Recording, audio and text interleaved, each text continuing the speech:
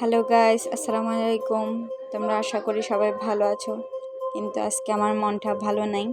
আজকে শরীর অনেক ক্লান্ত লাগছিল, কিন্তু রাতে বিয়ে ছিল, ওই জন্য রান্না না করে বসে আছি। দুপুরে তোমার ভাইয়া কল করে বলতেছে যে ওর অফিসে আজকে দেরি হবে, রান্না করতে হবে।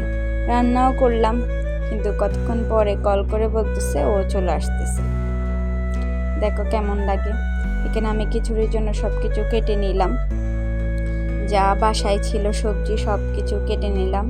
ফলের চাল ছিল অল্প, ওগুলো দিয়ে আজকে ভাবছি রান্না করব, কিন্তু বাসায় সবজি ছিল। এখানে আমি পেঁয়াজ, টমেটো, মাংস কুচি করে নিয়েছিলাম, কোয়াব আর বিভিন্ন রকম সবজি ছিল, ওগুলো কেটে নিয়েছিলাম। আর ফলের চাল নিয়েছিলাম। আমি প্রথমে মশলাটা রেডি করে নিচ্ছিলাম, কারণ একদম ভালো লাগতেছিল না। আজকে শরীরটা অনেক ক্লান্ত লাগছিল। সেখানে হঠাৎ ফোন করে আমাকে 4টা বাজে বলতেছে যে ওর আজকে অফিসে লেট হবে, রাতে হয়তো বিয়েতে যেতে পারবে না। আমিও ভাবছি হ্যাঁ, বিয়েতে যাইতে পারবো না, হয়তো তাড়াতাড়ি রান্না করে ফিরি, যেহেতু 4টা বেজে গেছে।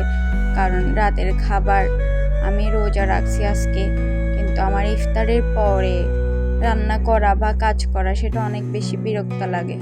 ওই জন্য আমি চাচ্ছিলাম যে রান্নাটা মাগরিবের আগে শেষ হয়ে গেলে আমি ইফতারের পরে বসে থাকতে পারবো, আর বিয়েতেই গেলে গেলাম, না হলে গেলাম না। দেখো, তাও এখন আমি ওখানে অল্প অল্প গুঁড়ো মশলা ছিল, সব মিক্স করে নিয়ে নিলাম যা বাসায় ছিল।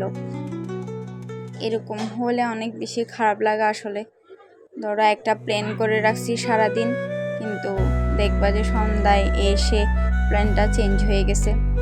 সবচেয়ে মজার বিষয় হলো, ও আবার আমাকে 5টা বাজে মেসেজ করতেছে যে ও 6টা বাজে চলে আসতেছে, আমি যেন রান্না না করি। তখন আমার রান্না শেষ, আমি চুলায় দিয়ে দিছি, রান্না অলমোস্ট শেষ। তখন ও ফোন করে বলতেছে যে ও অফিস ছুটি, আজকে ও চলে আসবে। এবার আমার মেজাজটা এমন খারাপ হয়ে গেল, আর কি করার। তাও থাক, আমার মেজাজ খারাপ হয়ে কি বা হবে। তাও আমার তো রান্না শেষ, রান্না কমপ্লিট হয়ে গেছে 6টার মধ্যে, ও 6টা বাজে চলে আসবে।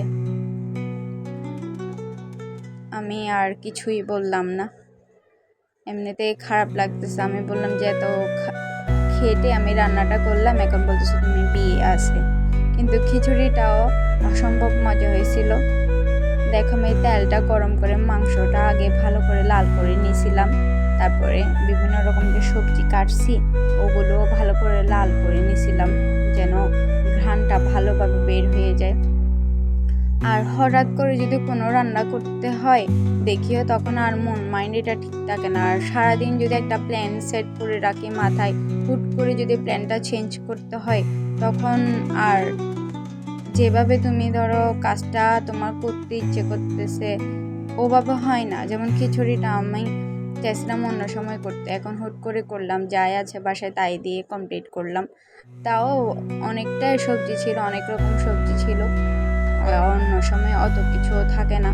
কিন্তু ধরো মেজাজ একটা সেট করে রাখছি, এরপর যদি আরেকটা সেট করি তখন আর ভালো লাগে না আর কি। তাও কি করার, আমাদের জীবন তো এটাই। আমি এখানে মশলাটা ভালো করে কষাই নিলাম, এরপরে একটু তেল দিয়ে, তেল না পানি দিয়ে ভালো করে এটা কষিয়ে তেল তুলে নিছি।